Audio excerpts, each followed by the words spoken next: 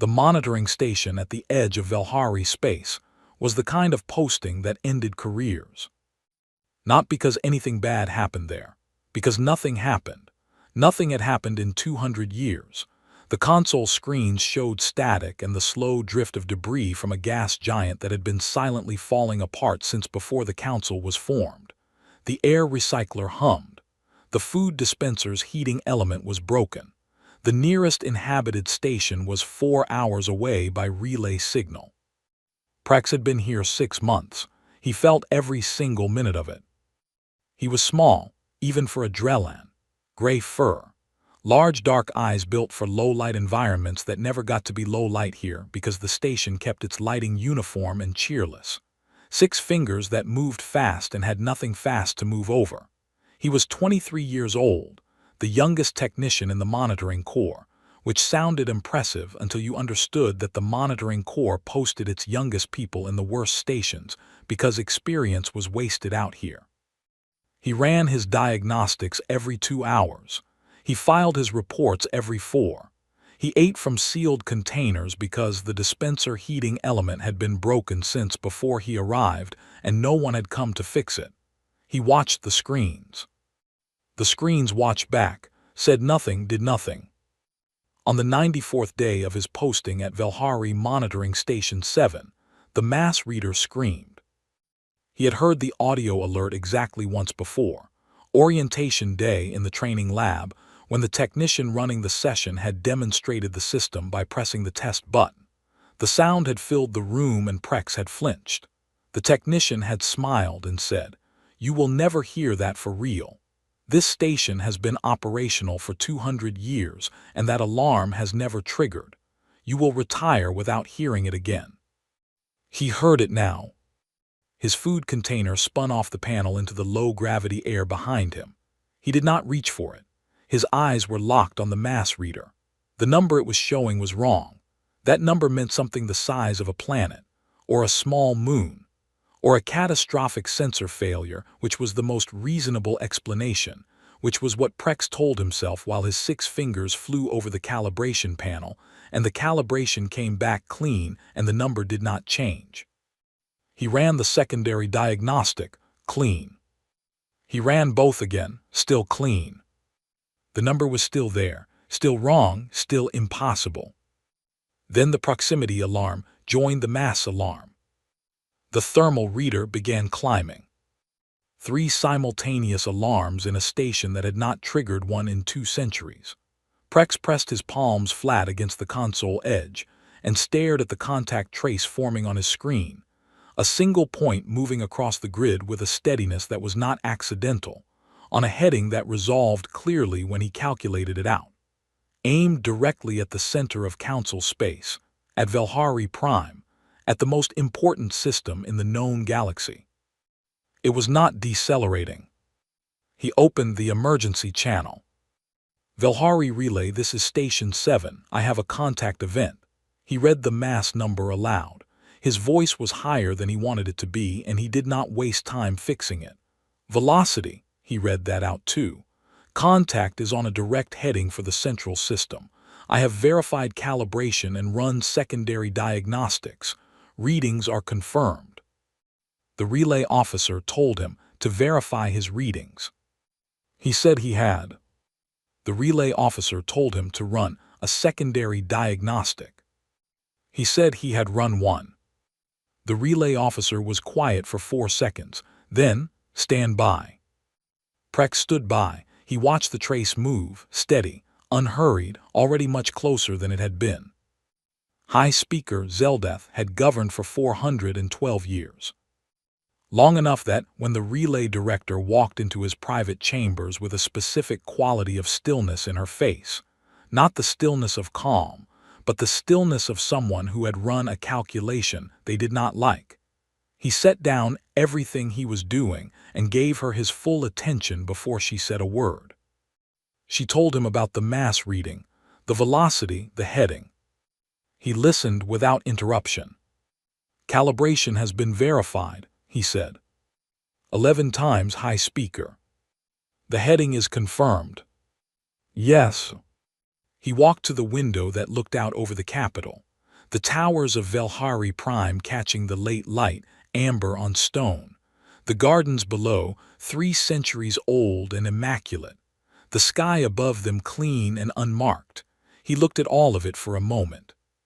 "Which sector?" he said. She told him. He knew the sector. He had read the survey file himself, 60 years ago on a slow administrative afternoon. A warm, wet world, third from a yellow star unremarkable system, rich in certain minerals, inhabited by a species the survey team had classified as designation 7 pre-sapient candidate, not primitive enough to ignore entirely, not advanced enough for first contact, a species that had not yet achieved orbital capability at the time of the survey. The Resource Committee had been discussing that world quietly for years, in meetings where official notes were not taken, discussions about mineral assessments, about timelines, about how long a designation 7 species typically remained in the early industrial stage before they either advanced further and became legally complicated, or declined and became available.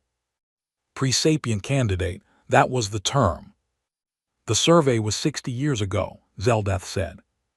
He said it quietly, and it was everything that needed to be said. 60 years was a long time. Species changed in 60 years. A species no one thought worth watching closely could, in 60 years, apparently build something. "Assemble the full council," he said. "Emergency session, all delegations tonight." It took 12 hours to assemble the full council.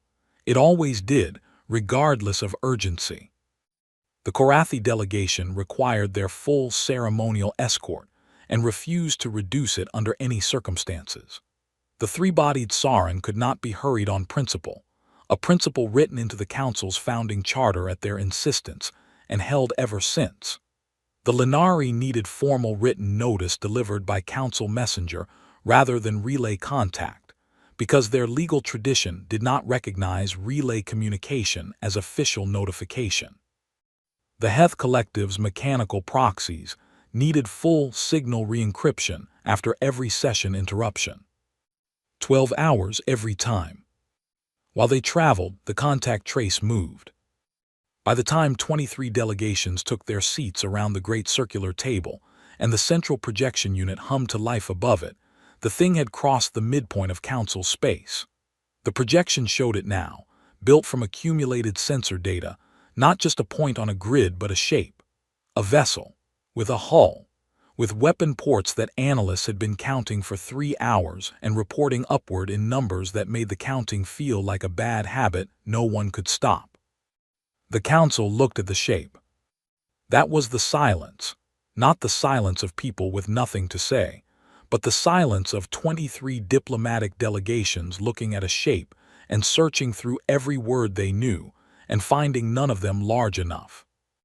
Sarin broke it, all 3 bodies at once, the layered voices that took a moment to become meaning. "We destroy it now.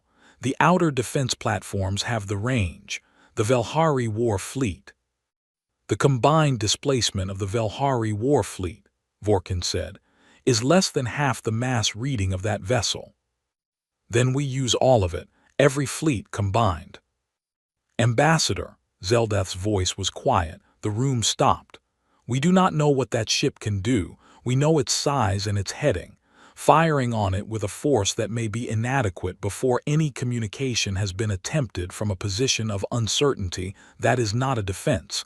That is a gamble." He looked around the table. "We are not going to shoot first." Sarin subsided. Vorkin's mandibles moved. Zeldeth nodded to the relay director. "Open a hailing frequency, wide band, all known frequencies, the standard Council greeting." The frequency opened. The greeting broadcast out across the distance between the ship and the Council chamber. No response came. The relay technicians ran analysis on the space around the signal. They found what they privately described to each other as listening, a subtle return pattern consistent with received and processed transmission. Something on the other end was hearing them. It was simply choosing not to answer yet. The hailing frequency broadcast for 11 hours, still no answer. Vorkin stood beside Zeldeth as the trace crossed into the inner system marker. "They are ignoring us deliberately," he said. "They are choosing when to respond," Zeldeth said. "That is different." "How is it different?" "Ignoring implies they do not care. Choosing when to respond implies they care very much." He watched the trace close on the planet's position in the projection. "They want to arrive first, then talk. Arrival before communication is a position statement." Vorkin's mandibles moved slowly. "They have studied us." 80 years of our transmissions, if the sector is correct," Zeldeth said. "Of course they have." The inner defense grid had powered up automatically when the ship crossed the threshold. 47 platforms, the most powerful weapons the Council had ever built, swinging to targeting positions. Zeldeth had watched the reports come in. He had watched the defense grid commander's face while the targeting analysis came back. He had watched the grid power down again. The ship had not altered its course by a single degree. It slid into orbit above Velhari Prime with the ease of something that had calculated this approach in advance, from a distance, with access to precise gravitational data about the planet below, which meant they had the planet's exact mass and composition. Because they had been listening for a very long time. At monitoring station Velhari 7, Prex had not moved from his chair in 12 hours. He had not eaten. The food container was somewhere in the air behind him. He had been watching the contact trace cross his screens in real time, watching the velocity hold steady, watching the heading not deviate by a single degree. No response to the hailing signals, no change in course, no acknowledgement of anything at all, just that straight, unhurried line. Around hour 11, the thermal sensors ticked upward. The gravity reader trembled. Prex pressed his face against the observation port. The ship came out of the dark slowly, which is to say it was moving at enormous speed, but it was so large that it appeared slow scale, refusing to register, until there was enough of it to compare against the stars behind it. And then he realized the stars behind it were gone, and had been gone for several seconds, and the ship was all there was in any direction. Running lights along the hull, long white lines marking edges. Without them the ship would have been invisible, just an absence of stars, a hole in the sky. With them it was legible, and what it said was, "I am here and I am this large, and you should understand both things." The hull was dark gray, layered and cross-reinforced, built not for any single journey but for permanence. The station trembled once, very slightly from the bow wave. There was lettering on the hull, high on the prow, white on dark, large enough to read at this distance. The translation buffer in his earpiece worked at the unfamiliar script for 3 seconds. "TNS Prometheus." The ship passed him, running lights shrinking to lines, to points, to nothing. Prex sat back down. He held his empty hands in his lap and thought about what he had just seen, the size of it, the straightness of the line, the complete, unhurried certainty of the approach. They were not surprised. They were not exploring. They had decided to come, and they had come, and they had not stopped for anything along the way. He would look up what Prometheus meant later. He would read about fire taken from the gods and given to the people who needed it. He would read about the punishment that followed and the refusal to stop. He would not forget the name. Part 2. The Defense Grid Controller had 37 years of experience. 2 Council military actions. 3 First Contact protocols. Every significant security event in the Council's central system during his entire career. None of it had prepared him for what his targeting officer brought him at hour 13. The Prometheus had entered the grid's engagement range. Protocol was automatic. 47 platforms cycling to ready status, targeting arrays locked, firing solutions calculated. Every board light green. His targeting officer, a young Velhari named Avrek, set a data report on his console and stepped back. Her face was careful, the face of someone who had run the same number 4 times, hopping for a different result. He read the report. Then he read it again. The platform arrays projected output against the ship's estimated hull composition, at maximum combined sustained fire, over 30 seconds, penetration of outer armor layer to approximately 4% depth. 4%. He sat with that number. Then he said, "Stand down the grid." Avrek looked at him. "All platforms to passive," he said.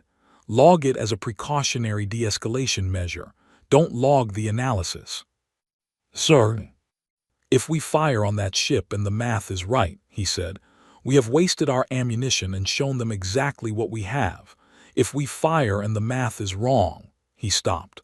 "Stand down the grid." She turned back to her station. The platforms went dark.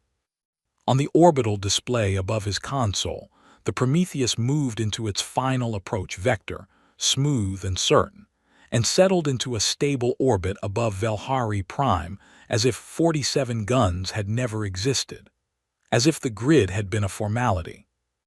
Which it had been. The communication request came through 47 minutes after orbital insertion. Not immediately. The ship had arrived, settled, and gone quiet for nearly an hour before it reached out. Zeldeth had noted the timing, deliberate, a message in the pause itself: "I am here. I am not in a hurry. Take the time you need." The relay director opened the channel. A face appeared in the projection, above the council table. Zeldeth had seen photographs of humans in the survey file. Bipedal, bilaterally symmetrical, soft-bodied, variable in coloring. Flat features, forward-facing eyes. Designation 7. The photographs had conveyed a general quality of fragility, a species in early development, unremarkable, not yet worth the formality of contact. The woman looking at him from the projection did not look like the photographs. It was not her appearance. Medium height, dark hair pulled close, angular face, a dark uniform with rank markings at the collar. Unremarkable technically. It was the way she was sitting. She was completely still. She looked at the projection, at him specifically, which meant she knew who held the chair at the head of the table, with the expression of someone who had been preparing for this conversation for a very long time and was not worried about it. "I am Admiral Kira Vasquez," she said. Her galactic standard was precise and unaccented, better than many native speakers on the council. "Commanding officer of the Terran naval ship Prometheus. I represent the Terran Unified Authority." A pause, one deliberate beat. "I believe this is our first official contact." "It is," Zeldeth said, "though not your first knowledge of us." A slight adjustment in her expression. Not surprise. Recognition. She had wondered if he would circle around it or go straight to it. "No," she said. "We have been aware of the Council for 82 years. We decoded your open transmission frequencies in year 11. We have been attentive since then." "Attentive," Vorkin said. He was trying to establish standing with his tone, the old diplomatic habit. "You are listed in our survey database as a pre-sapient candidate species. Your world had not achieved orbital capability at the time of our assessment. We achieved orbit 4 years and 8 months after your survey team left our system," Vasquez said. "We noted that no second team returned." A pause, precisely placed. "We noted that your long-range sensors continued to scan the outer boundary of our system on a regular schedule." Vorkin had nothing to say to that. "We did not announce ourselves," Vasquez said. "We had reasons for that. I'm happy to discuss them in a formal session if the Council is willing to arrange one." She looked at Zeldeth. "We would request a meeting with the full Council within 24 hours. There are a number of matters we would like to address." Protocol for first contact situations requires a preliminary diplomatic exchange before full Council sessions are. Vorkin began. "We are familiar with your protocols," Vasquez said, not cutting him off, clarifying.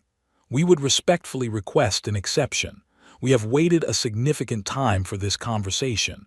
We would prefer not to extend the wait further." Zeldeth looked at her. She looked at him. The brown eyes gave away exactly as much as his did, which was nothing, which was something he noted. 24 hours, he said. We will arrange it.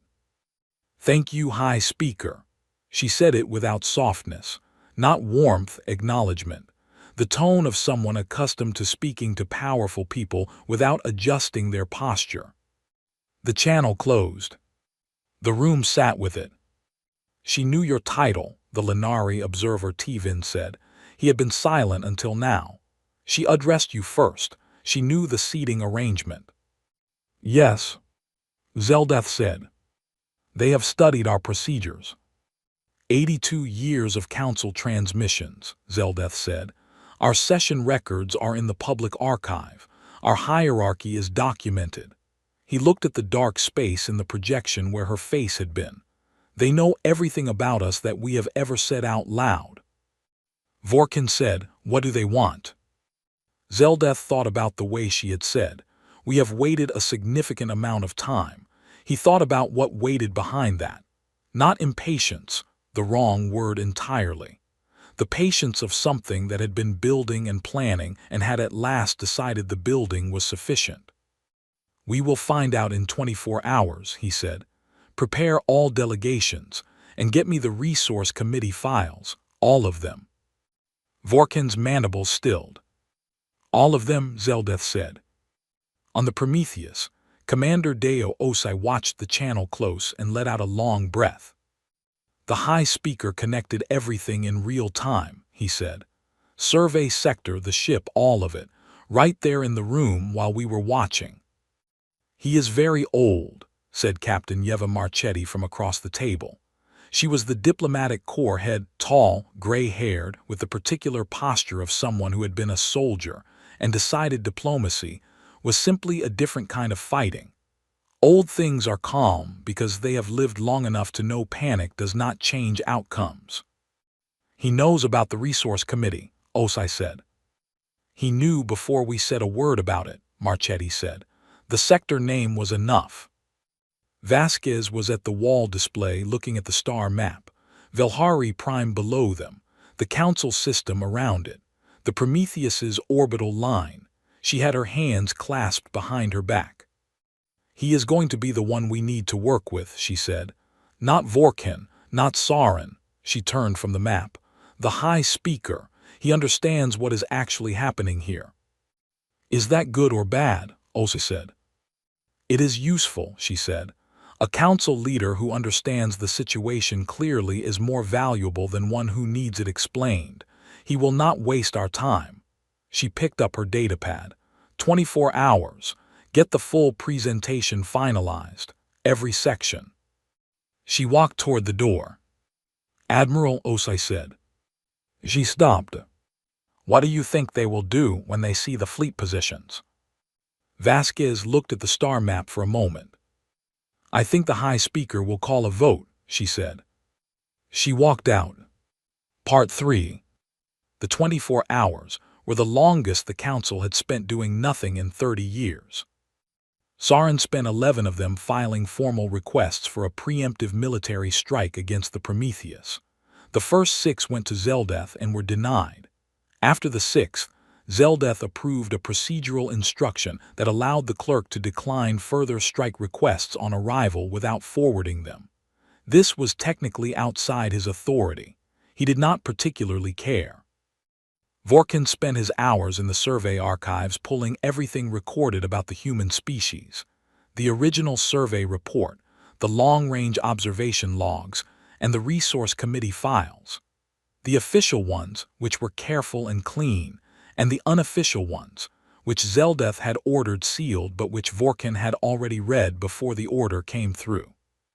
He sat with the unofficial files in his private terminal and read them again and felt, for the first time in a very long career, the specific sensation of having made a serious mistake and not being able to identify which decision would have prevented it. Zeldeth spent the 24 hours thinking.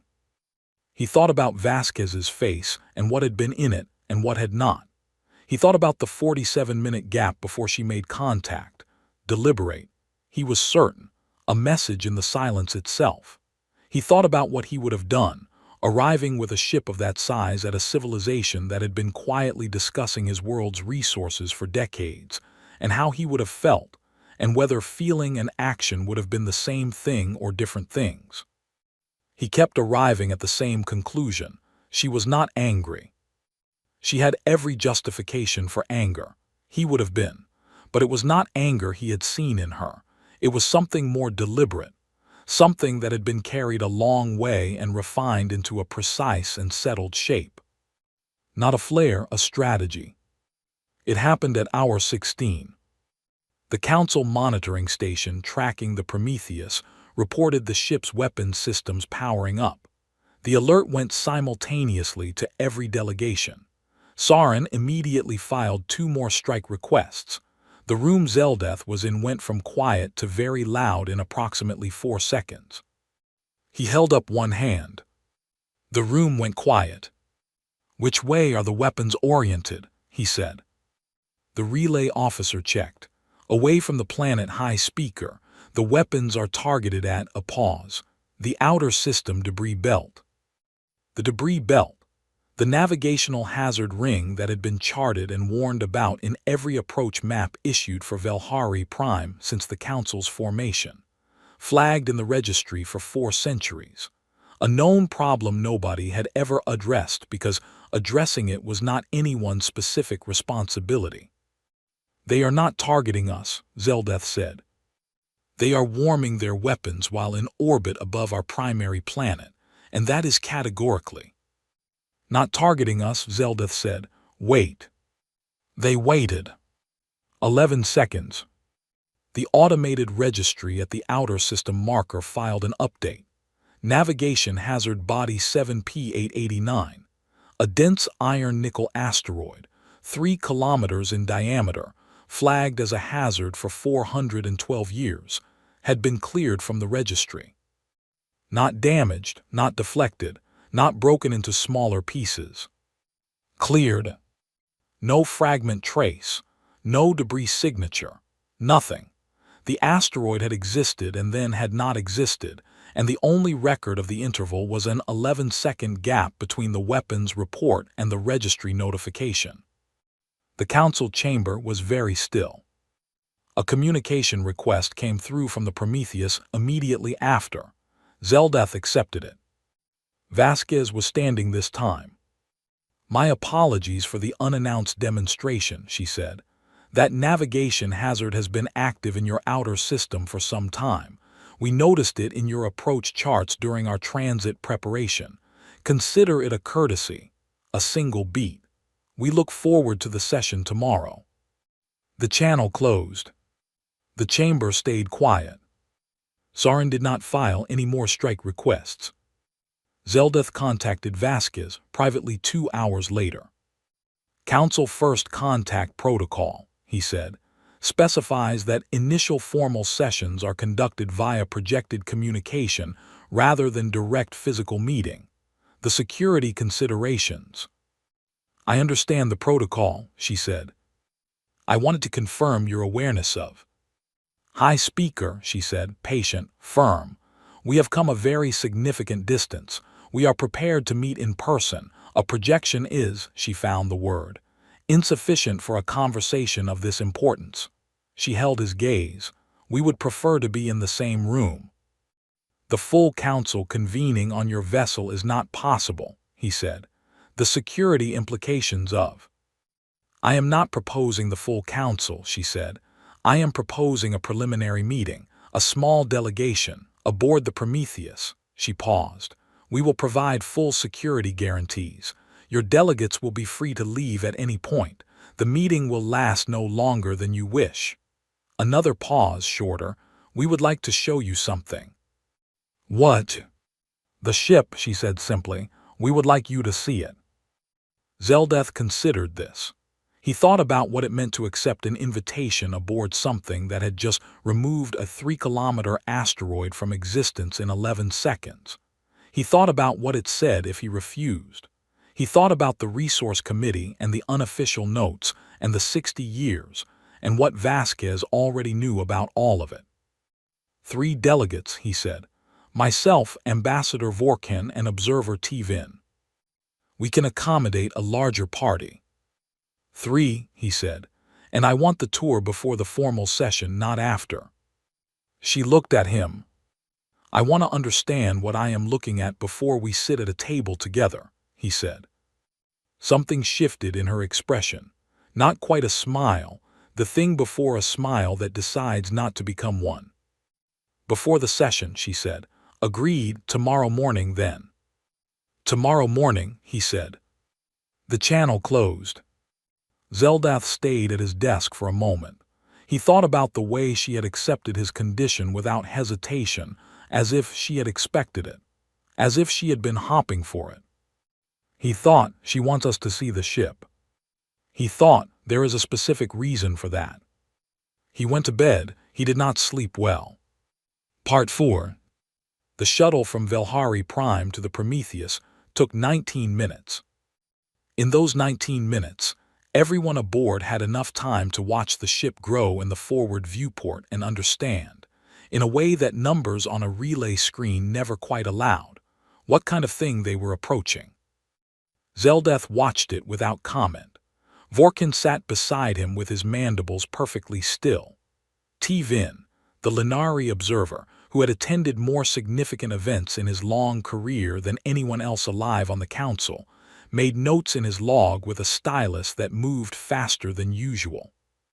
The shuttle pilot kept his eyes on his instruments. At 15 minutes out, the Prometheus filled the viewport completely. At 10 minutes, it was the only thing visible in any direction. The stars behind it gone, the planet below gone, nothing existing anywhere in the viewport except hull. Dark gray, cross-layered, built not for beauty but for endurance. The running lights moved past overhead in long white lines, marking the edges of something so large it needed marking or it would simply be void. The docking bay was on the port flank. To reach it, the shuttle flew parallel to the hull for 3 full minutes.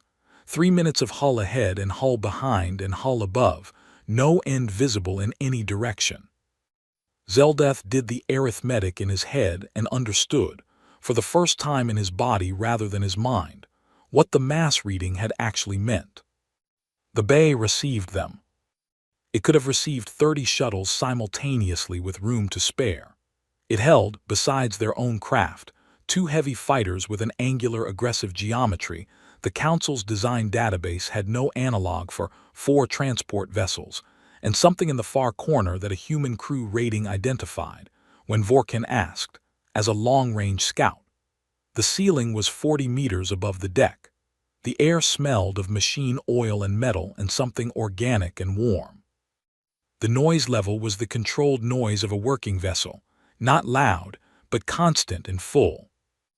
A human officer met them. Young, dark-skinned, precise in movement, Lieutenant Commander Reyes. He guided them through the bay and into an interior corridor. The corridor was wide enough to drive cargo vehicles through. They passed crew members at every turn. Dozens in the first corridor alone, then more corridors, more crew, humans moving with the ease of people who have lived somewhere long enough to stop noticing its size. Some looked at the delegation as they passed. None stopped working. The ship did not slow for visitors. They passed a gallery section where one wall was transparent, actual glass, decorative, Reyes said, and through it was visible the planet of Velhari Prime, blue-gray and distant and very small. How many crew does the Prometheus carry? Zeldath said. Full complement is 42,000 high speaker, Reyes said. Zeldath let the number settle. 42,000. The entire combined military command staff of all council member species was smaller than the crew of this one ship. Tivin's stylus was moving very fast. Admiral Vasquez met them in the main observation deck. It ran the full width of the bow section. The forward wall was entirely transparent, reinforced to near invisibility, framing an unobstructed view of space. Velhari Prime below, the council system around it, the stars beyond. She was standing at the viewport when they arrived, looking out. She turned when they entered. She was shorter than Zeldeth had expected, slightly below average height for a human, but she stood in the room the way rooms were organized, around her. Captain Marchetti was to her right, positioned as interpreters always positioned themselves, slightly forward, slightly between. High Speaker, Ambassador, Observer Tvin.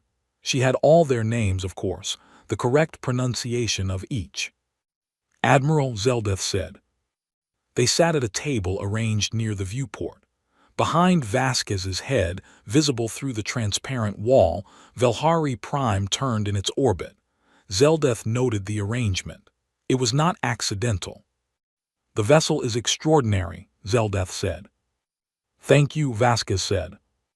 The crew complement of 42,000 is standard for a Titan class, yes. Zeldeth looked at her. There are others of this class. Yes. How many? Vasquez held his look for a moment. Then she said, 14 currently commissioned, 3 more in late construction. Vorkin's mandibles were absolutely still. Built where? He said. We have conducted regular long-range scans of your system for 60 years. There was no indication of large-scale construction activity. We built in orbit of our moon, Vasquez said. The moon's mass creates sufficient interference at your scan frequencies. We adjusted our construction shielding after we identified your scanning schedule. She said we noticed your scan schedule, the way you said things that were simply factual. For how long, Tvin said. He had set down his stylus. Large-scale construction programs began 71 years ago, Vasquez said. After we completed decoding your transmission archive and understood the full picture of our situation. 71 years. Zeldeth sat with that. 71 years of building in secret behind a moon, while appearing to Council censors as exactly what they had always appeared to be. A pre-industrial species not worth watching closely. 71 years of patience and construction and silence. You found the Resource Committee discussions, he said, not a question. Vasquez looked at him. Yes, she said. Flat, complete, no visible anger in it. The tone of something known for a very long time, carried long enough to stop being sharp. And you built in response, he said. We built because we understood our position, she said. A species classified as a pre-sapient resource candidate by the most powerful political body in the galaxy has 3 available responses: ask for help, wait to be found, or prepare. A pause. We considered asking. Why didn't you? Vorkin said. We were not certain who to ask, and we were not certain what form the request should take. She looked at the table between them. We decided that arriving with a question was less useful than arriving with a clear statement. The room was quiet. Through the viewport, Velhari Prime turned below them, slow and indifferent. Tvin said, What is the statement? Vasquez said, We would like to join the Council. She showed them the fleet manifest after that. A data file transferred clean and fast to the Council relay. 14 Titan-class vessels. Designation, commission date, current position.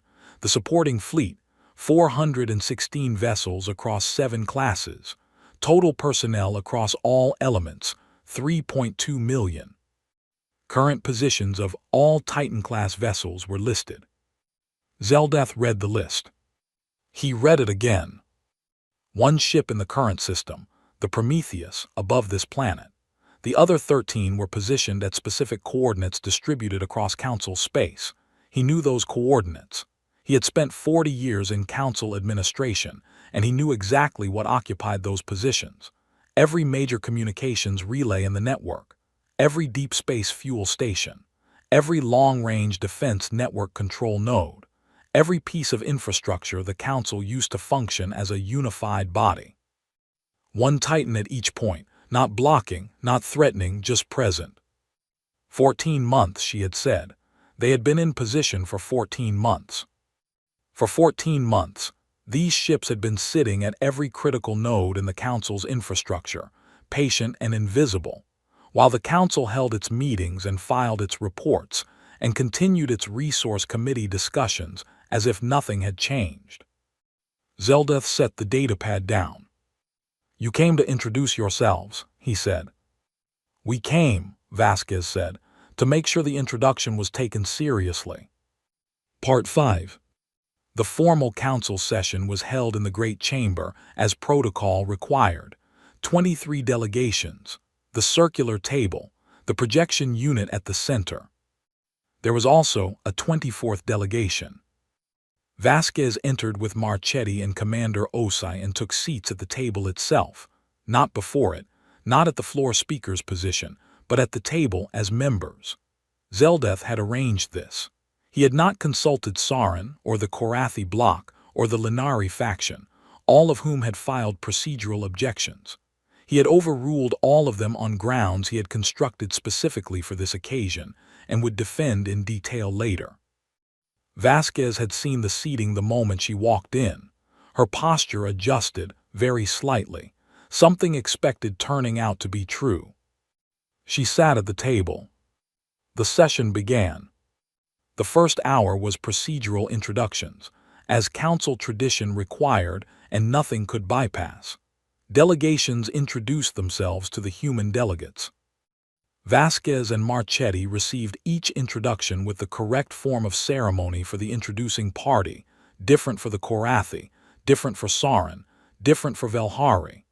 Each one calibrated correctly for the cultural expectations of the species introducing themselves.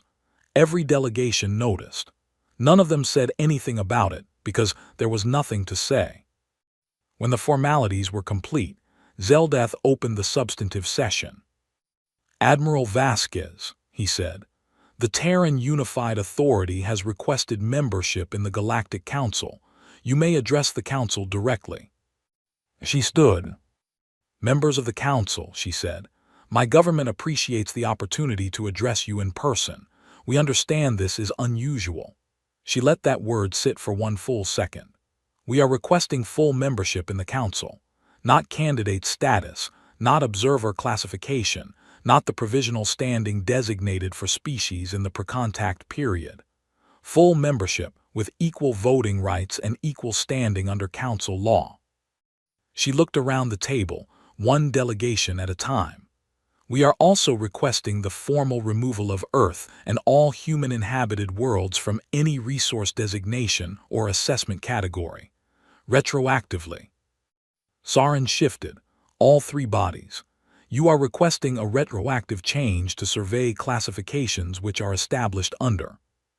"The classifications were applied to our world without our knowledge or consent," Vasquez said. "Level, not heated. We are requesting their formal removal." She paused. "We are also prepared to accept a permanent seat on the Resource Committee to ensure future classifications of inhabited worlds meet the standard we would all prefer to see applied going forward." The Resource Committee offer landed in the room like something heavy set down on a table. Vorkin said, "Full membership under Council Charter requires a period of candidate review lasting no fewer than." "We are aware of the standard requirements," Vasquez said. "We are requesting an exception on the grounds that they were designed for species newly discovered and newly in contact, and we are neither. We have been aware of this Council's existence and operations for 82 years. We have been present in Council space for 14 months. The slight emphasis on present was careful and precise. We are not a new contact situation. We are a long-delayed introduction." Long-delayed introduction. Zeldeth watched it move through the room. Council member Rithais of the Korathi, a careful diplomat who had been at this table for 70 years, said, "And if the Council declines full membership and offers the standard candidate process instead?" Vasquez looked at him. She picked up the datapad on the table in front of her and pressed it once. The central projection unit, the Council's own system, displayed a star map. Council territory. Every inhabited system, relay station, defense node, and fuel depot, all in their correct positions. And 14 points of steady light. She said nothing for a moment. She let the room read the map. "The Council may choose whatever path it considers appropriate," she said. We will respect the decision. We simply want to ensure the decision is made with full information available." The map stayed up. Rathais looked at it. He was a careful man. He looked at each of the 14 points. He looked at what was adjacent to each of them. He did not say anything else. Sarin said, "This is a threat." Vasquez said, "This is a map. Those ships are positioned at their current operational locations," Vasquez said. "They will remain there or redeploy according to our needs. They are our ships. We direct them." She looked at the Sarin delegation. "We have not made any threatening action against the Council or any of its member species at any point. We removed a navigation hazard from your outer system as a courtesy. The positions of our fleet are our operational business." She set the datapad down. "We are here to join the Council. That is what we want. We would like to be asked, and we would like to say yes." The chamber held. Zeldeth let it hold for exactly as long as it needed to. Then he said, "The Council will vote on the question of full membership for the Terran Unified Authority. Under Emergency Session Charter, a simple majority is sufficient." He looked around the table. Those in favor. The vote took 6 minutes. 14 delegations voted in favor, 6 voted against, 3 abstained. Humanity joined the Galactic Council. After the other delegations filed out and the chamber staff cleared the table and sealed the session record, Zeldeth remained in his chair. Vasquez remained at hers. Marchetti and Osai had gone with the documentation team. Vorkin had left with the Velhari block quietly, without looking back. The chamber emptied until it was just the two of them at the large circular table, and the ventilation hum, and the last of the day's light coming through the upper windows. Zeldath looked at the table's surface for a moment. "We made a mistake," he said. Vasquez said nothing. "The survey classification," he said. "The resource committee discussions. The way we categorized your world without contact, without consent, without the consideration we would have extended to a species we did not find conveniently located." He paused. "We made a mistake." Vasquez was quiet. Then she said, "You made several." He accepted that, yes. The windows above them had gone to early evening, amber fatting into blue. Velhari Prime's sky at the end of the day. The first one, Vasquez said, was not saying hello. Zeldeth looked at her. 60 years ago, she said. Your survey team was in our system for 11 days. They scanned the planet. They filed the report. They left. She folded her hands on the table. My grandmother was alive when your team was in our system. She had no idea. Nobody had any idea.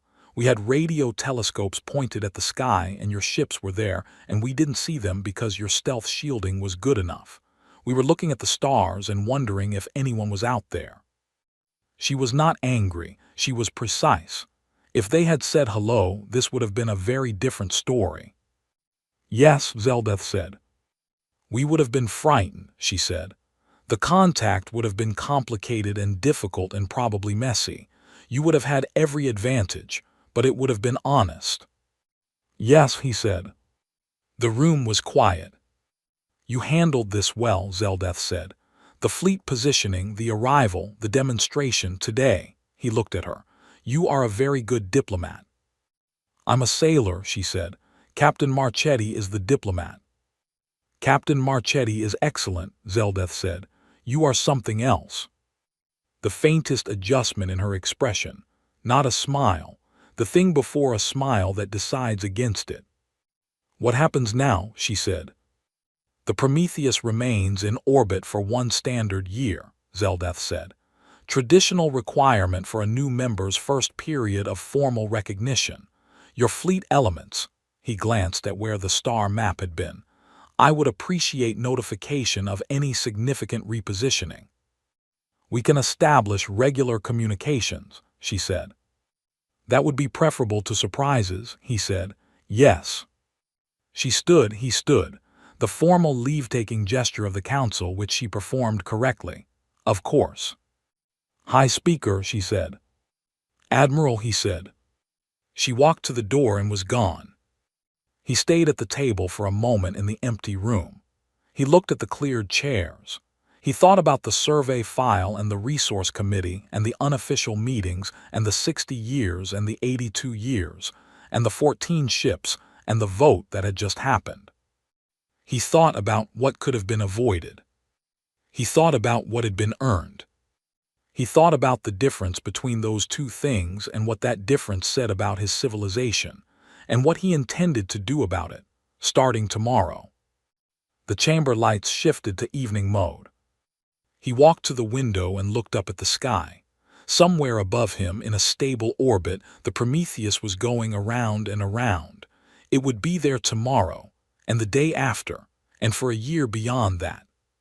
He thought, the galaxy has a new kind of neighbor. He thought, we should have said hello first. Then he went to find the resource committee files, all of them. He had a great deal of work to do. At monitoring station Velhari 7, Prex was packing. A new posting had come through, a relay station, secondary hub, real traffic and real work, and a food dispenser that functioned. It was a good posting. He had not expected a good posting. Then the galaxy had changed and postings had reshuffled across the core, and here the transfer orders were, signed and filed, 3 days to departure. He packed his things. There was not much. 6 months of sealed food containers, some personal items, the small library he had brought and not read enough of, because it turned out 6 months of nothing happening was only boring until something happened, and then it was the most important 6 months of his life. He ran the station's final handover diagnostic, log transfer, system seal, ready state confirmation for the incoming technician arriving next week. Then he looked out the observation port. The Prometheus was not visible from here, too far, too small against the system's distances, deep in inner orbit around a planet too far away to resolve. But he knew it was there. He had followed everything. The session, the vote, the 14 Titan positions on the map, which someone had leaked to the public record within 2 hours of the session closing, because that was the kind of thing that did not stay quiet for long. He had finally looked up what Prometheus meant.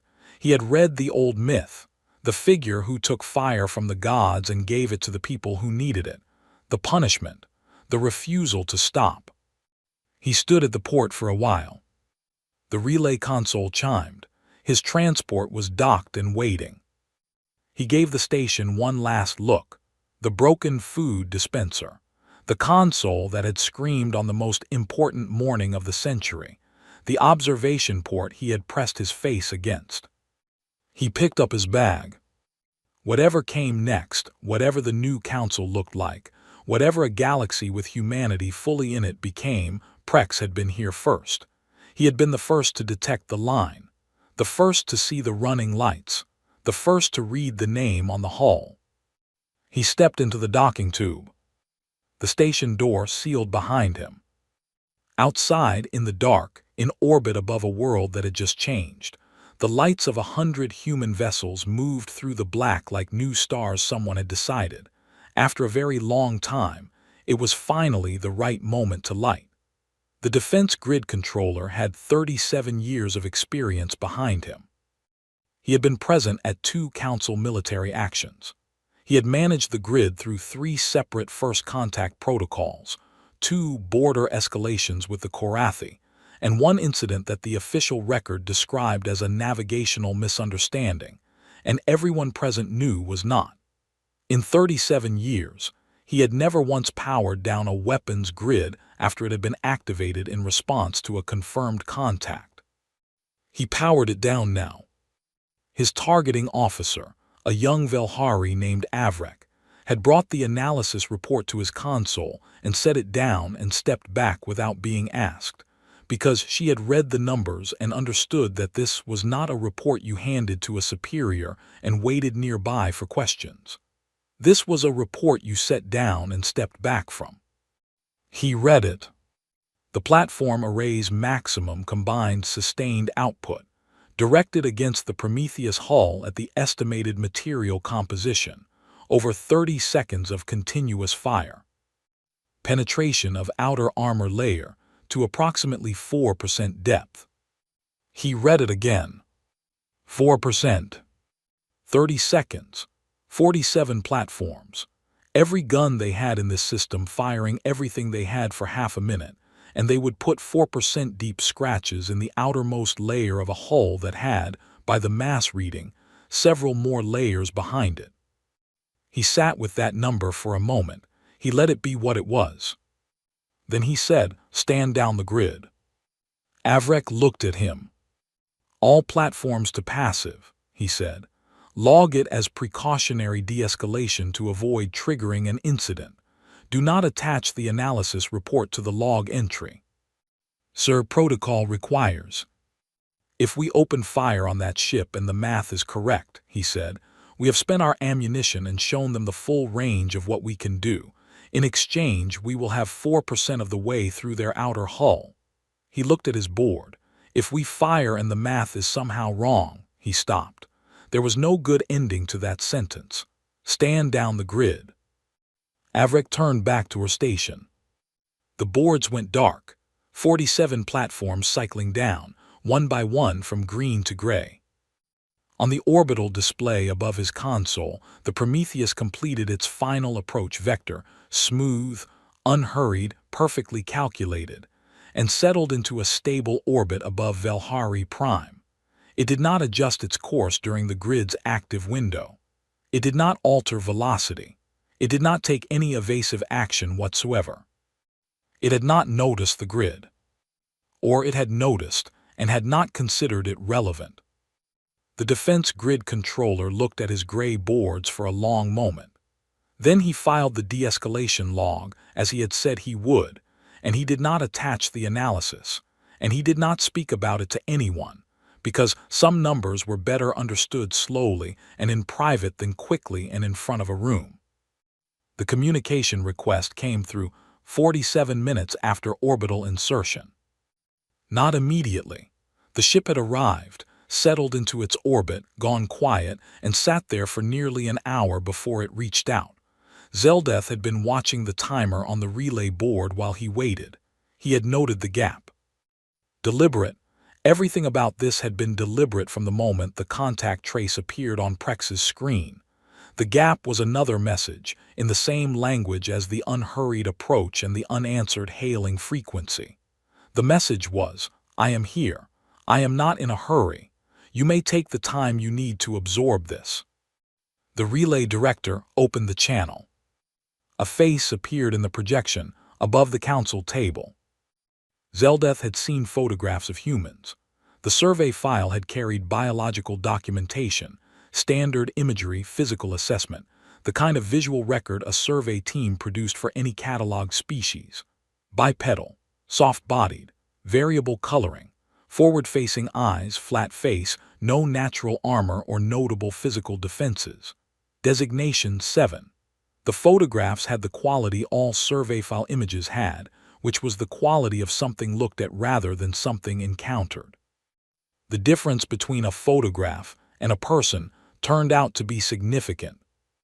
The woman in the projection was medium height, dark-haired, with an angular face and dark skin, and the look of someone who had spent considerable time in environments less comfortable than council chambers. She wore a dark uniform with rank markings at the collar. She was sitting very straight in a command chair, and the room visible behind her was large and clearly operational, soft figures moving in the background, screens lit, the low hum of a working vessel. She was looking directly at him. Not at the general projection. At him. At Zeldeth at the head of the table, which meant she knew who sat at the head of the table. "I am Admiral Kira Vasquez," she said. Her galactic standard was clean and unaccented. Not the careful, slightly formal standard of someone working in a second language, the natural, precise standard of someone who had been using it for a long time. "Commanding officer of the Terran naval ship Prometheus. I represent the Terran Unified Authority." One pause. One beat, perfectly timed. "I believe this is our first official contact." "It is," Zeldeth said, "though not your first knowledge of us." Something adjusted in her expression. Not surprise. Recognition, she had wondered if he would circle around it first or go straight to it. She had prepared for both. "No," she said. "We have been aware of the Galactic Council for 82 years. We decoded your open transmission frequencies in year 11 of that period. We have been attentive since then." Vorkin said, from beside Zeldeth, "You are listed in the Council's survey database as a pre-sapient candidate species." He was using the tone he used when he wanted to establish the Council's authority as the natural frame for any conversation. "Your world had not achieved orbital capability at the time of our assessment. We achieved orbit 4 years and 8 months after your survey team left our system," Vasquez said. She said it with the same flatness she had used for everything else, no heat in it, no performance. Just the fact stated. "We noted that no second survey team returned." A brief pause. "We also noted that your long-range sensors continued to make regular scans of our system's outer boundary." Vorkin had nothing to say to that. He tried to find something. Zeldeth watched him try. He did not find it. "We chose not to announce ourselves at that time," Vasquez said. "We had reasons for that decision. I am glad to discuss them in a formal session if the Council is willing to arrange one." She looked at Zeldeth directly. "We would request a meeting with the full Council within 24 hours. There are several matters we would like to address." The Council protocol for first contact situations requires a preliminary diplomatic exchange phase before any full session can be, Vorkin began. "We are familiar with your protocol," Vasquez said, not cutting him off. There was no sharpness in it. She was simply clarifying a fact that had been misstated by assumption. "We would respectfully request an exception in this case. We have waited a significant amount of time for this conversation." She held the look at Zeldeth. "We would prefer not to extend the waiting period." Zeldeth looked at her, brown eyes, giving nothing away. He had spent 400 years learning to read faces across species, and what he read in hers was not impatience and not hostility, and not the nervous energy of a first contact situation. It was the settled, patient steadiness of someone who had planned carefully and arrived exactly where they intended to arrive, and had nothing left to be anxious about. 24 hours, he said. "We will arrange the session." "Thank you, High Speaker." She said his title the way equals said titles to each other, without deference, without challenge, just correct. The channel closed. The chamber sat with it. The Lenari observer Tvin, who had not spoken in several hours, said, "She knew your title.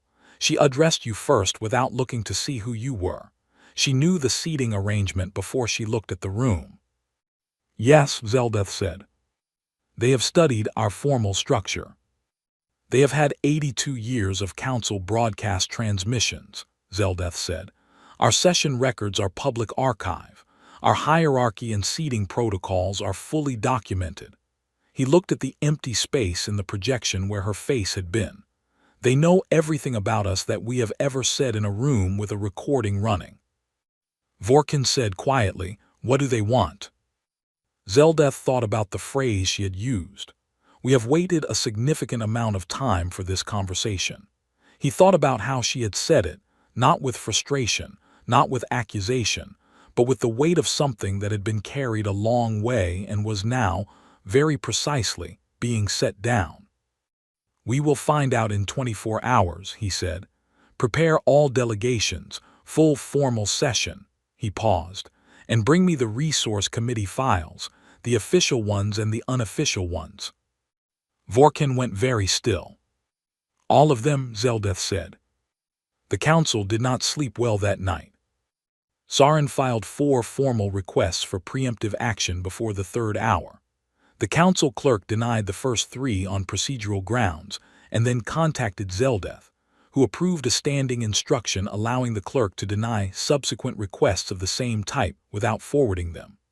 The Korathi delegation lodged a formal objection to the session format and sent 2 follow-up objections when the first went unanswered. The Lenari faction requested an emergency sub-council meeting to discuss the legal classification question, received approval, held the meeting, reached no conclusions, and filed a summary document that was thorough and entirely useless. Zeldeth read the Resource Committee files. The official ones first, clean and careful, written by people who knew they were writing for the record, formal language, appropriate hedging, the kind of document that would look reasonable to any outside review, survey classification confirmed, ongoing long-range observation recommended, next formal assessment scheduled pending Resource Committee availability. Then the unofficial ones. He read them slowly. He had known in a general way what was in them. He had not read them in full before. He read them now at his desk in the quiet of his private chambers with the kind of attention he gave to things that could not be unread. They were thorough documents. Someone had done careful work estimating the mineral yield of the human homeworld. Someone had run detailed projections on the timeline for designation 7 species to transition out of the industrial stage, the point at which the legal framework became complicated. Someone had written, in plain language, a recommendation for when to begin preliminary assessment activities and how to do it without triggering the Council's first contact legal protections. How to do it without triggering the Council's first contact legal protections. Zeldeth set the files down. He sat at his desk and looked at nothing for a while. He thought about the woman in the projection, the brown eyes that gave nothing away, the 47-minute gap before she said hello, the ship in orbit above his planet, stable and patient, that had crossed half the galaxy in a straight line and not stopped once along the way. He thought she read these files 80 years ago. He thought, or someone like her did, someone who read these files and then went to the people around them and said, "They are deciding what to do with our world. We are not invited to the discussion." He thought about what he would have done, what any people would have done. He closed the files. He did not sleep that night. He sat at his desk and thought about what he was going to say in 24 hours, and what he was going to do after that, and what the Council he had spent 400 years helping to build needed to become if it was going to survive the next 400. Aboard the Prometheus, the night watch carried on as it always did. The ship ran on a standard 24-hour cycle matched to Earth time, which meant that while the Council's delegations were sitting in their various anxious silences across Velhari Prime, 3 shifts of 14,000 crew members each were doing their jobs. Engineers running maintenance cycles on systems that the Council's analysts were still trying to understand. Navigation officers logging the orbital track, updating the gravitational model for the planet below, noting the positions of Council vessels with professional interest and no particular concern. Medical staff, research personnel, communications officers monitoring the Council's relay frequencies, still monitoring, still attentive, as they had been for 82 years. The ship did not sleep. Commander Osai walked the bridge at the 3rd hour of the night watch, which was his habit when there was too much to think about, and thinking while seated was not working. The bridge on night watch was quieter than the day, the same work, lower volume, the particular ease of a crew that had done this long enough to trust each other in the dark. He stopped at the forward viewport. Velhari Prime below them. City lights on the night side, visible from orbit, the pattern of them dense around what the maps told him was the capital. Down there, in those lights, the most powerful political body in the known galaxy was having a very bad night. He thought about the Admiral, about the way she had looked during the transmission and after it the same. No change in her face when the channel opened, no change when it closed. He had served under Vasquez for 11 years, and in that time he had seen her be many things in many situations. He had never once seen her lose the thread. He thought about the High Speaker, the old reptilian, 400 years in some, the face that gave nothing away. The way he had said, 24 hours is workable, not the words of someone agreeing to a request, but the words of someone accepting a framing they had already decided to work within. He thought those two are going to understand each other. He thought, that is either the best thing that could happen or the most dangerous thing that could happen. He looked at the city lights on the night side of the planet below. He thought, in 24 hours we will know which one. He went back to his post. The Prometheus turned in its orbit, patient and steady, the way it had been turning since before anyone on the planet below had closed their eyes that night. Its running lights marked the dark. Its sensors logged everything. Its 42,000 crew went about their work. It was not going anywhere. It had arrived exactly where it intended to be. The 24 hours were the longest the Council had spent in collective stillness since the Korathi border wars. Nobody used the word fear. It was not the kind of word Council members used about themselves, not in formal records, not in the corridors, not even in the private messages that the archive technically did not keep but practically did. They used words like concern and strategic uncertainty and the need for careful deliberation. But Zeldeth had been in this building for 400 years, and he knew what it looked like when 23 diplomatic delegations were afraid. And it looked like this. Doors closed earlier than usual, voices lower than usual, and a particular quality of silence in the communal halls that was not the silence of people with nothing to say. Sarin filed 6 formal requests for preemptive military action in the first 12 hours. The first 3 went to Zeldeth's desk and were denied with a written response. After the 4th, Zeldeth approved a standing clerk's instruction. Any further strike requests of this type were to be declined on arrival without forwarding. The clerk had looked at him for a moment when the instruction came through. Yes, Zeldeth said, all of them. The clerk sent the instruction. 2 more requests arrived. They were declined. Sarin filed a formal objection to the declination process. The objection was declined. Sarin filed an objection to that. Zeldeth read it, set it aside, and went back to thinking. He had been thinking for 16 hours. He was thinking about the Resource Committee files he had read in the night, about the careful language and the careful projections, and the recommendations written by people who had done thorough work on the question of how to approach a world that belonged to someone else without technically breaking the rules that existed to protect worlds that belonged to someone else. He was thinking about the gap in that logic, the place where technical compliance and actual right conduct had separated so cleanly that the gap had gone unnoticed for years. He was thinking about the woman in the projection, the 47-minute wait, the precise galactic standard, the brown eyes. He was thinking, she knows everything we put in the record. She knows everything we said out loud. He was thinking, the question is how much she knows that we did not say out loud. It happened at hour 16. The monitoring station tracking the Prometheus filed an alert. The ship's weapons systems were cycling to active status. The alert propagated simultaneously to every delegation terminal in the building. The Council's emergency response channel opened automatically. Sarin was speaking before the alert tone finished. This is the attack. This is what we. Which direction are the weapons oriented? Zeldeth said. The relay officer checked, a pause of 3 seconds that felt longer. Away from the planet high speaker, the targeting solution is oriented toward, another pause, the outer debris belt. The outer debris belt. The navigational hazard ring at the edge of the Council's system. A spread of rock and ice and compressed metal that had been sitting in the approach charts since before the Council existed, flagged in the navigation registry, noted in every pilot's briefing, and never addressed because addressing it was not any one member's specific responsibility, and therefore remained everyone's general inconvenience indefinitely.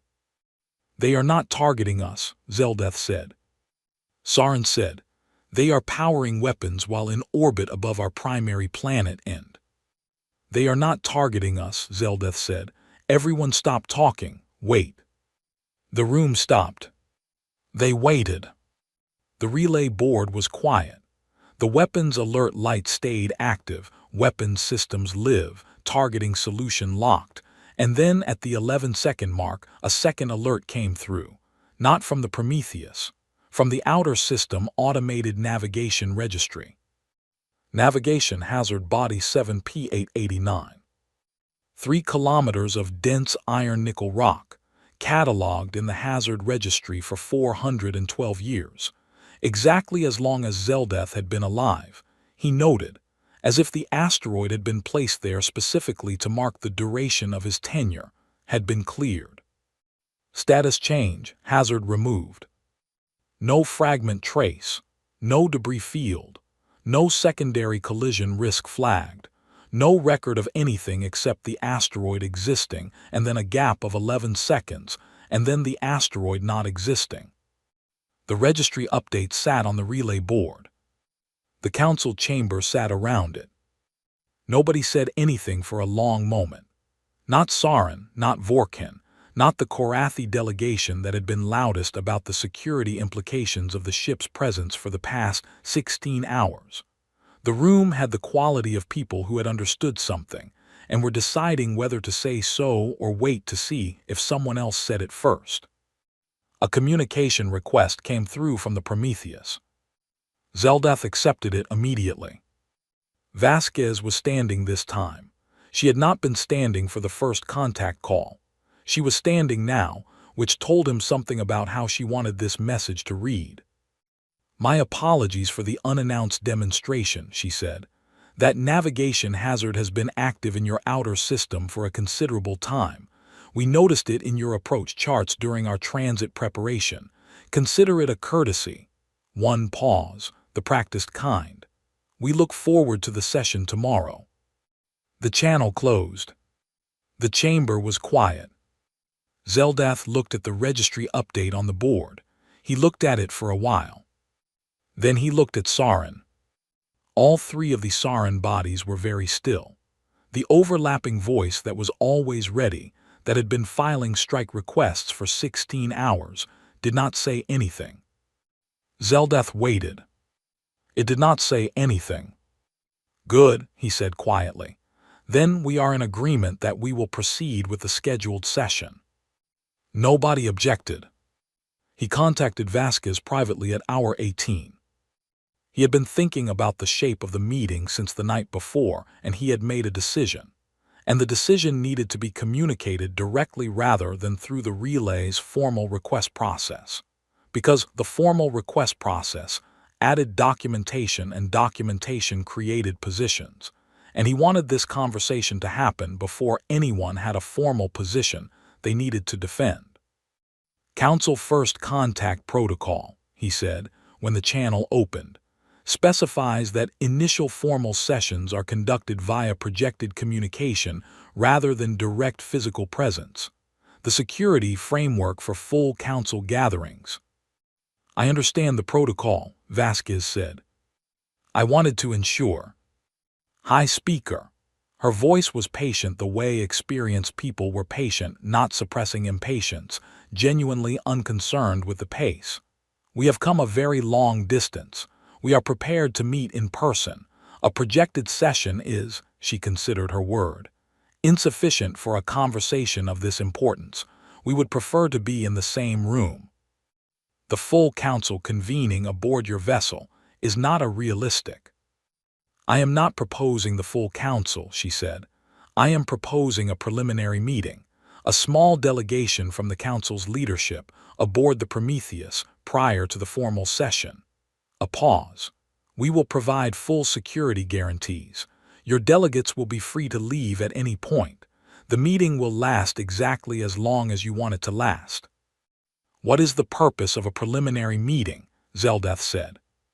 "We would like to show you the ship," she said. He looked at her. "That is the purpose," she said. "We want you to see it before tomorrow." Zeldeth thought about that. He thought about the specific sequence she was proposing: tour the ship, then hold the formal session. He thought about what that sequence was designed to accomplish. He thought about 42,000 crew members and corridors wide enough for ground vehicles, and a hull that a weapons grid could not meaningfully engage. He thought about what it would mean to sit at a session table having seen all of that, versus sitting at the table having only read the numbers. She wanted them to understand what they were in conversation with. Not threatened by it, not intimidated into a position. She was not that crude. She wanted them to understand it clearly and completely, so that the conversation that followed would be a conversation between people who were operating with the same information, rather than a conversation where one side was working from data and the other side was working from a mass reading on a relay screen. It was, he thought, a generous thing to offer. It was also, he thought, a very precise thing to offer. 3 delegates, he said. Myself, Ambassador Vorkin, and Observer Tvin. We can accommodate more. 3 is sufficient, he said, and I want the tour before the formal session. That is what I proposed, she said. I mean immediately before, he said. The morning of the session, we tour the ship and then we go directly to the table.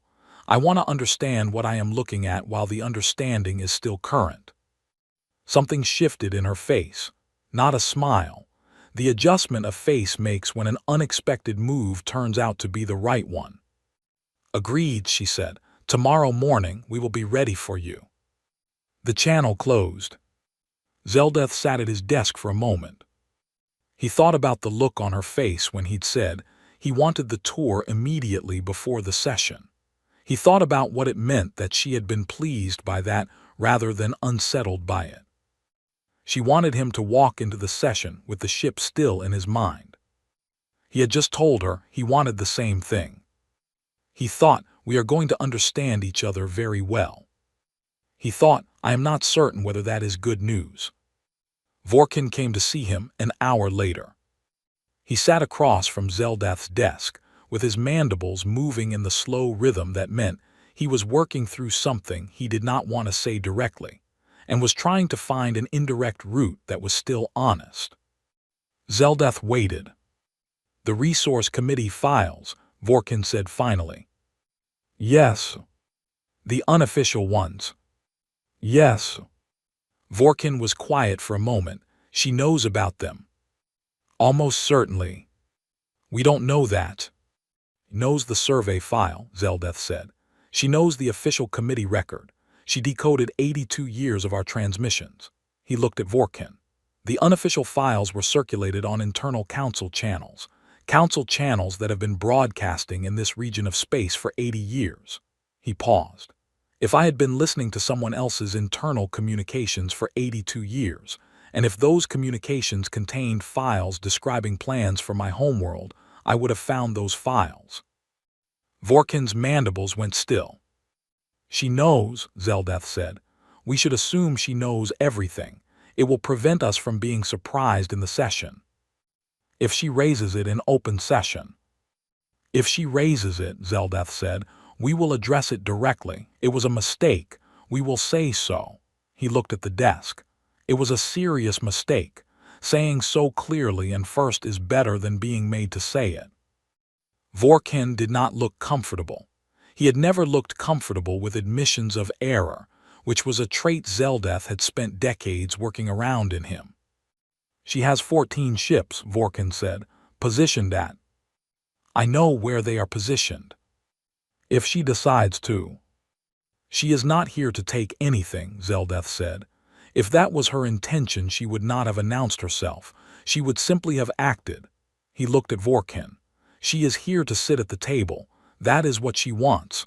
Our job tomorrow is to make sure the table is worth sitting at. Vorkin left. Zeldeth sat alone with the files. He thought about the asteroid that no longer existed. 11 seconds. No fragment. No debris. The registry update filing automatically because the system had been built to assume rocks moved slowly and broke into smaller pieces and left trails, and something had happened that the system had no category for, and so it had simply filed. Hazard removed. He thought she called it a courtesy. He thought she is right that it was. He thought she is also right that it was a demonstration, and she knows that I know it was a demonstration, and she chose to call it a courtesy anyway, which is a very specific kind of honesty. He thought, tomorrow is going to be the most important session this council has held in 400 years. He prepared for it the way he had prepared for everything important in 400 years, carefully, thoroughly, and with the full acceptance that he did not control what the other person brought to the table. Only what he brought himself. In the hours before dawn on Velhari Prime, the city was quiet. The Prometheus was visible from the surface if you knew where to look, a moving point of light among the fixed stars, white and steady, tracing its orbital line above the planet with the patience of something that had nowhere else to be. A few people saw it. Late-shift workers, insomniacs, the occasional scientist running a long observation program who happened to orient their equipment in the right direction. Most of the planet slept without knowing it was there. In the council building, lights were on in several offices, delegations preparing positions, staff reviewing files, the Lenari faction holding their third sub-council meeting in 12 hours and producing their third summary document that resolved nothing. In one office near the top of the high speaker's tower, Zeldath was still at his desk. He was not reviewing files anymore. He had reviewed everything there was to review. He was sitting with his hands folded and looking at nothing, which was what 400 years had taught him to do when the reviewing was done, and the thing remaining was to walk into a room and be present for what happened next. He looked out the window. The point of light moved steadily across the sky. He thought about the name on the hull, TNS Prometheus. He had looked up the myth 2 days ago when the translation came through, an old human story, one of their oldest. A figure who stole fire from the gods and gave it to the people, and was punished for it enormously, and did not stop, and did not ask to be forgiven, and did not pretend the punishment was unjust. He thought about what it meant that they had named their first great ship after that story. He thought, they are telling us something about themselves with that name. He thought we should listen to it. The point of light completed its arc and slipped below the horizon. Zeldath stood up from his desk, straightened his formal robes, and went to get ready for the morning. The shuttle left Velhari Prime at first light. 3 passengers in the diplomatic cabin.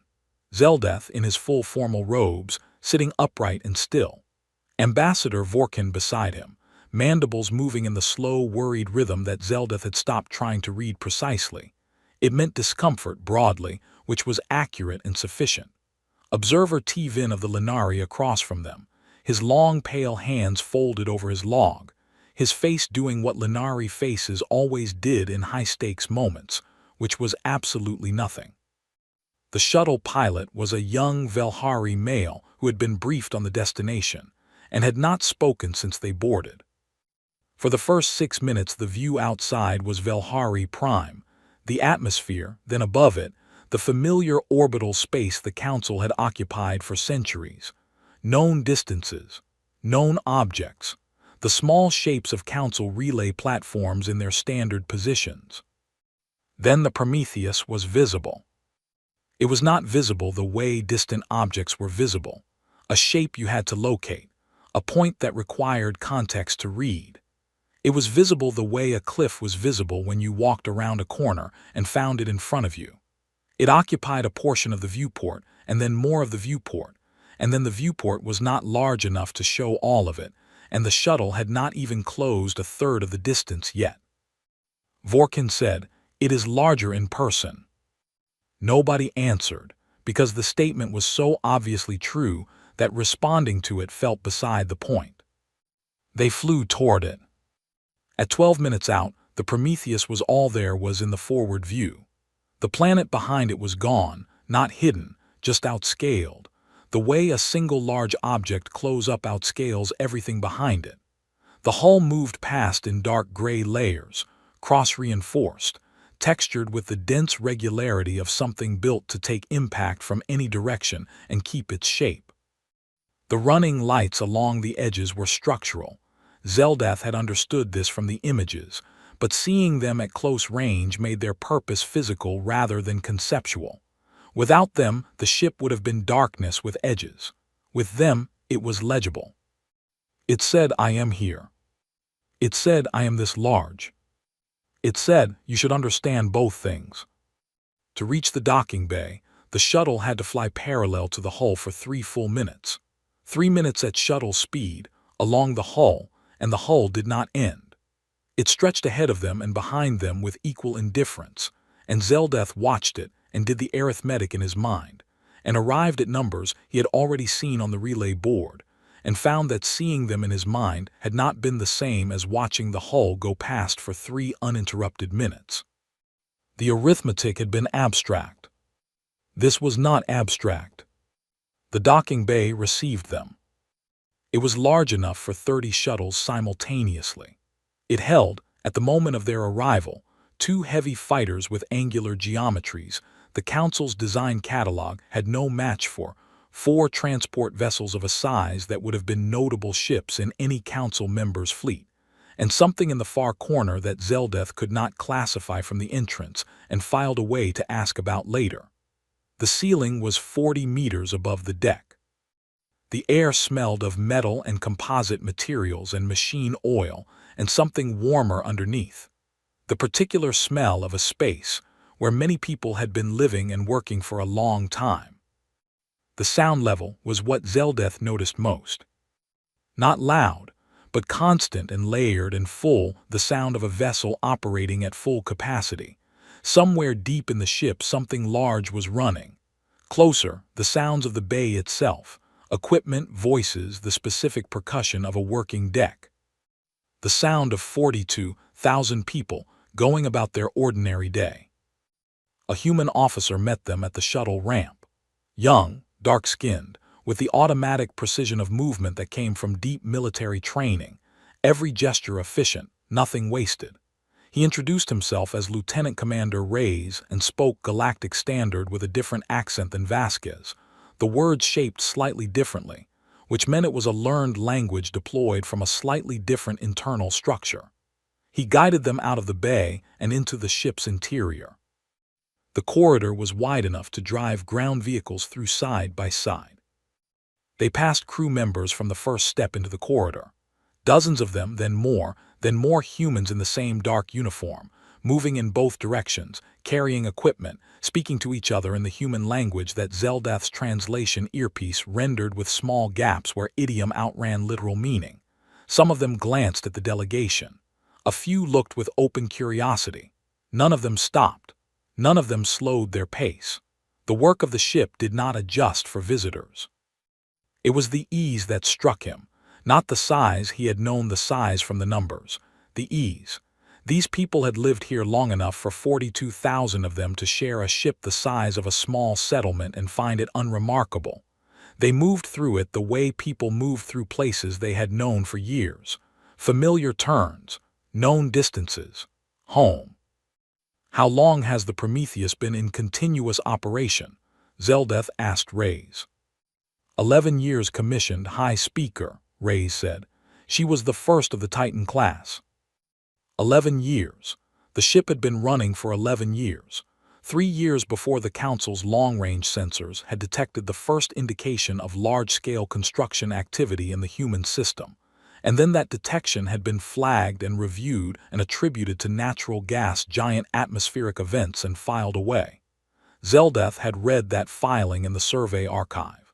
He had read the analyst's reasoning. The reasoning had been technically defensible. It had also been wrong. They passed a long gallery section where one wall was transparent, not armor glass, decorative glass, chosen for the view. Through it at this angle was visible the surface of Velhari Prime, blue-gray and curved, very far below. The capital city's footprint was just visible as a texture change on the surface. The council building where Zeldeth had sat at his desk all night was down there somewhere, small enough from here to put behind one finger. T-Vin had stopped making notes. He was looking out the gallery window. After a moment he took out his stylus again and wrote something Zeldeth could not see. Admiral Vasquez met them in the main observation deck. It ran the full width of the bow section. The forward wall was entirely transparent, hull material refined to near invisibility, structural not decorative, which meant the view was unobstructed space. No frame, no division, just the stars and Velhari Prime below and the Council's system spreading out in all directions, familiar and suddenly different from up here, smaller and quieter than it looked from inside it. Vasquez was standing at the viewport when they entered, looking out, her hands at her sides. She turned when she heard them. She was wearing the same dark uniform, rank markings at collar and shoulder. No formal robes, no ceremony, nothing that suggested the meeting required performance. She looked exactly the same as she had looked in the projection on the Council's screen, which meant she was the same person in a room that she was on a screen, which was not universally true and which Zeldeth noted. Captain Marchetti stood to her right, the diplomat, positioned forward between Vasquez and the approaching delegation. The interpreter's instinct, the habit of bodies that had spent years moving to where the conversation was most likely to need translation. High Speaker, Vasquez said. Ambassador Observer Tvin, all correct, all precisely pronounced. Admiral, Zeldeth said. They sat at a table near the viewport. Behind Vasquez's head, through the transparent wall, Velhari Prime turned in its orbit, slow, patient. Zeldeth noted the arrangement, the planet behind her, his planet, visible from her seat. He had been placed with his back to it. The arrangement was not accidental and was not intended aggressively. It was intended to be honest. This is where we are. This is the shape of the situation. Let us talk with that clearly established between us. He appreciated honesty, even when it was uncomfortable. The ship is extraordinary, he said. Thank you, she said. She said it the way people said it when they meant it rather than when they were being polite. The crew of 42,000. Standard complement for a Titan-class vessel, yes. There are 14 such vessels, Zeldeth said. 14 commissioned, she said, 3 in late construction. Vorkin said, built where? We have maintained regular long-range scan protocols across your system for 60 years. No scan returned evidence of large-scale construction. We built in orbit of our moon, Vasquez said. The moon's mass generates sufficient gravitational interference at your scan frequencies. We identified your scanning schedule early in our monitoring and adjusted our construction shielding accordingly. She said this the way she said everything, without emphasis, without pride, without apology. Just the fact. We identified your scanning schedule. Zeldeth thought about how many years that sentence covered. He thought about the Council's survey team leaving the human system, and the Council's long-range sensors maintaining passive watch and the humans down on their planet, young species, early industrial, looking up at the stars with their early telescopes, not knowing anyone was looking back. And then decoding the signals, and then reading the files, and then watching back. And then building. How long did the full construction program take? Tvin asked. He had set down his stylus again. He seemed to have decided that the log could wait. Vasquez looked at him. The Prometheus took 9 years to build. She launched 11 years ago. The broader program began 71 years ago with initial infrastructure and materials development. She paused. It has been a significant national effort. 71 years, Vorkin said. Yes. Vorkin's mandibles were very still. You built for 71 years, in orbit of your moon, behind gravitational interference. He stopped, started again. The entire Titan-class program, 416 support vessels, all of it without, he stopped again. Without anyone knowing, Vasquez said. She said it for him not unkindly. Yes. The room absorbed that. 71 years. A civilization that the Council had last looked at directly and classified as early industrial, not worth close watching, pre-sapient candidate. That civilization had spent 71 years doing this, quietly, behind a moon, while appearing from the outside to be exactly what they had been classified as. Unremarkable. Not yet relevant. The kind of world you noted in the database and came back to later when you had time. You found the Resource Committee discussion files, Zeldeth said.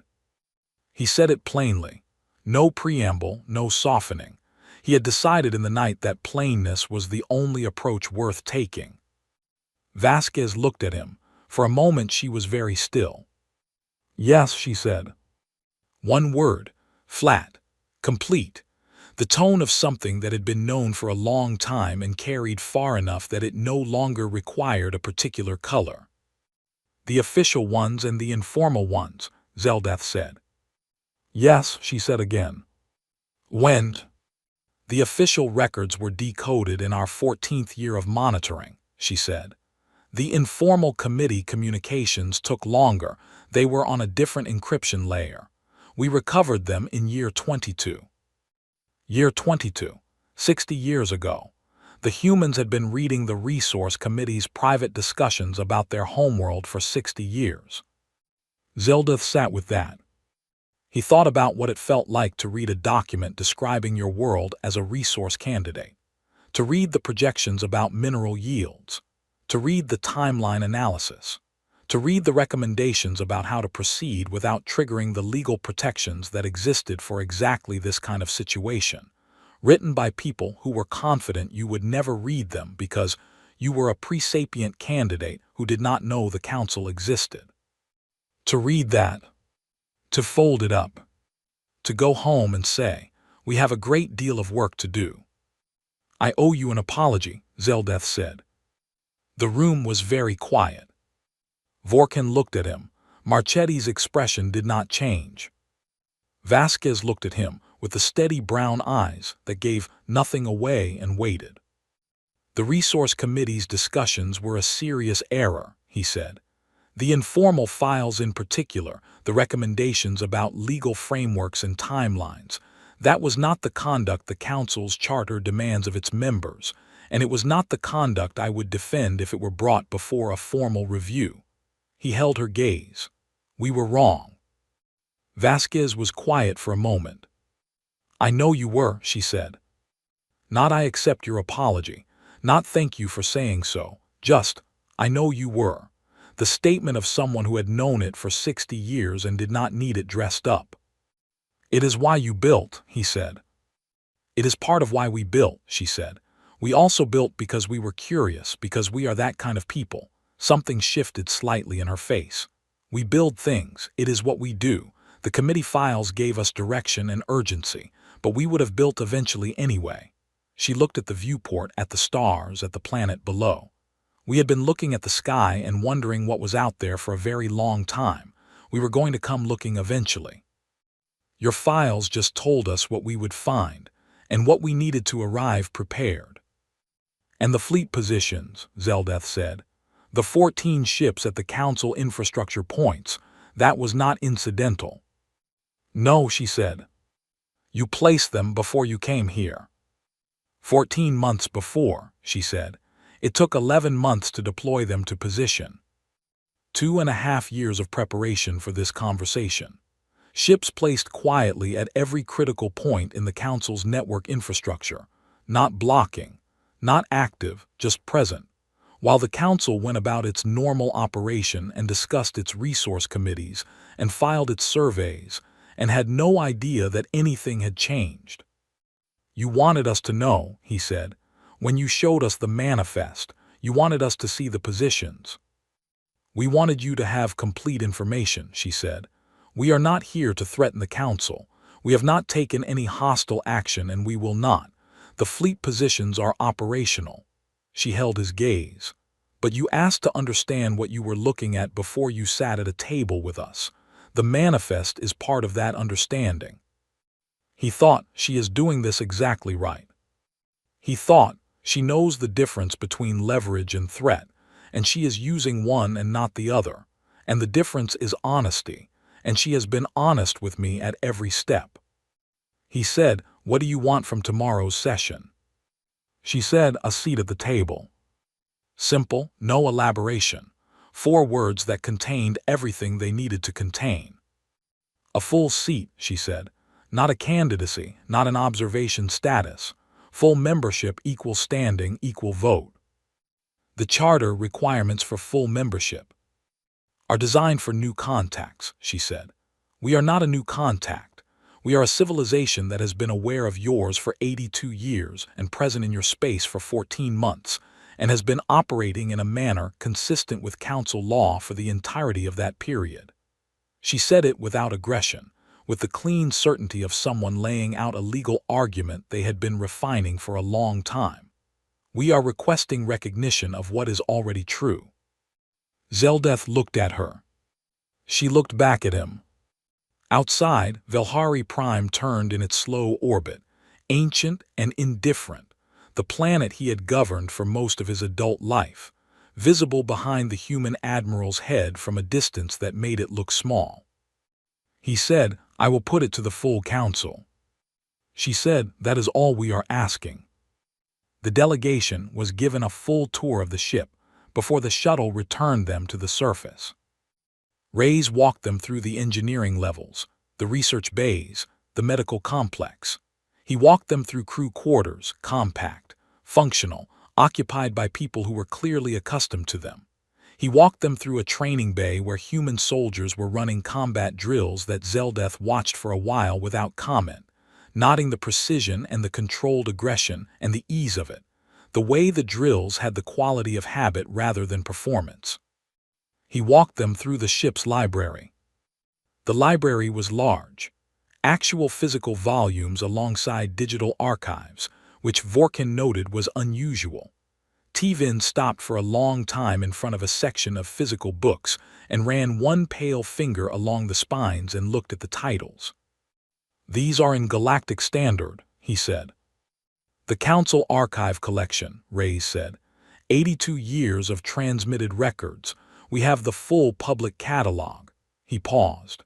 "The research team has also translated approximately 6,000 volumes of human literature into standard. They are in the section behind." Tivin looked at the shelves. He wrote something in his log.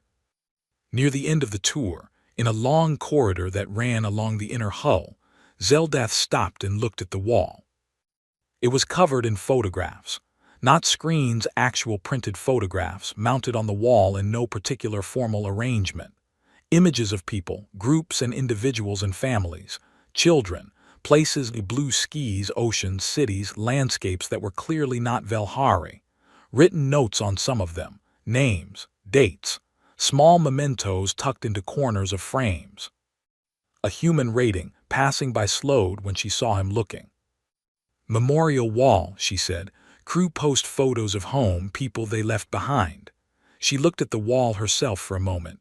"It's a long deployment." Zeldeth looked at the photographs, the faces looking back at him. Faces of people who had no idea their image had ended up on the wall of a ship in orbit around the most politically significant planet in the known galaxy. People who had built something very large and sent it somewhere very far away, and were waiting at home to find out how it went. He thought about the scope of it. 71 years. Not one person's project. Not one generation's project. A thing handed down from people who had read the files and made the decision to 3 generations of engineers and builders and crew and diplomats and soldiers, all of them working on the same long, patient answer to the same question. He thought about the myth again, Prometheus, the fire, the refusal to stop. He thought, "We should have said hello first." He thought, "Tomorrow, I will make sure the table is worth the seat." He turned away from the photographs and walked toward the shuttle bay. The ship continued around him, enormous and unhurried, all 42,000 of its people going about their ordinary, remarkable day. The council chamber was ready an hour before the session. The staff had laid the table in the full formal configuration, name plaques, delegation flags, the traditional water vessels that nobody ever drank from, the session recording array mounted at the ceiling center. 23 delegation positions around the great circle. The projection unit at the heart of the table, polished, checked, ready. And one additional position. 3 chairs, placed at the table between the Velhari block and the Lenari section. A name placard that read, in galactic standard, Terran Unified Authority. No flag. They had not yet been issued one, which meant whoever handled flags had made a decision to prepare a space and let the question of what filled it resolve itself in the session. Zeldath stood at the entrance to the chamber and looked at those 3 chairs for a moment. The Korathi delegation had filed a formal objection to the seating arrangement at 3 in the morning. The Lenari faction had filed 2. Sauron had filed one that was also, technically, a 4th strike request with the seating objection attached to it as a supporting argument, which suggested that someone on the Sauron legal staff had been up very late and running out of creative approaches. Zeldath had declined all objections on the same procedural grounds. The High Speaker retained discretionary authority over chamber configuration for sessions convened under the emergency charter. It was a real authority. He had never used it for anything this significant before. He looked at the 3 chairs. He thought, if this goes wrong, it will be remembered as the decision that changed everything. He thought, if it goes right, it will be remembered the same way. He walked into the chamber. The human delegation arrived exactly on time. 3 of them, as agreed, walking in through the main delegation entrance like every other member that morning. No special entry, no ceremony, no announcement. Vasquez, Marchetti, and Commander Osai in a line, all in the same dark dress uniform with the same clean rank markings. No weapons visible. No guards. 3 people who had crossed the known galaxy in a ship the size of a natural satellite. Walking into a room full of people who had spent the last 3 days processing that fact, and looking for all the world like people who had done this before. Vasquez looked at the 3 chairs. Something settled in her face. A small thing, quickly gone. The expression of a person who had spent a long time preparing for a specific moment and had just confirmed that the moment looked the way they had hoped it would look. She walked to the table and sat down. The room adjusted around that fact, delegates at their positions shifting almost imperceptibly, conversations dropping quiet, the collective attention of 23 civilizations turning toward the chairs that now held occupants who were not, yet, a member of anything this table represented, but who were sitting at it anyway. Zeldath took his place at the head of the table. "The Council convenes in emergency formal session," he said. "The matter before us is the application of the Terran Unified Authority for full membership in the Galactic Council." He looked around the table once slowly, giving each delegation the acknowledgement of being seen. "We begin with introductions." The introductions took an hour. Every delegation introduced themselves to the human representatives, name, species, the territory they held in council membership, their years of standing. It was the oldest protocol in the council's history, unchanged since the founding. Th.